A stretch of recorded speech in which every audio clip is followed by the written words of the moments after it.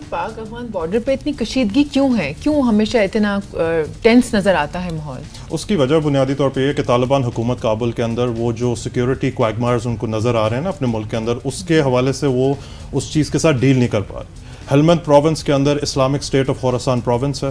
آپ کے پاس ETIM ہے، ایسٹ ترکستان اسلامک موومنٹ ہے، جس کے خلاف چائنا نے کافی حد تک کارروائی کی ہوئی ہے. اور طالبان حکومت کی طرف سے ایک ایسی پالیسی آ رہی ہے جہاں پہ وہ اس طرح کے الفا ایلیمنٹس کو ٹھیک طرح سے ڈیل نہیں کر پا رہے. اس سے کیا ہوتا ہے کہ پھر بلیم گیم شروع ہو جاتی ہے. یہ جو نان اسٹیٹ ایکٹرز ہوتے ہیں وہ دونوں طرف ہوتے ہیں. پر اس کیس کے اندر کابل رجیم کے چینج ہونے کے بعد جب طالبان حکومت آئی ہے تو آپ کو یہ نان اسٹیٹ ایکٹرز ہیلمند پروونس کے اندر آپ کو نظر آ رہے ہیں. تو ہوتا یہ ہے کہ ہماری سیکورٹی فورسز، ظاہری بات ہے ہم نے اس طرح کے عناصر کے خلاف ہم نے کارروائی کرنی ہوتی ہے. ہماری سیکورٹی فورسز جو ہیں وہ پھر جب کراس فائرنگ کرتی ہے تو جواب میں پھر افغان فورسز کراس فائرنگ کرتی ہے، اس کی وجہ سے مس انڈرسٹینڈنگز ہوتی ہیں.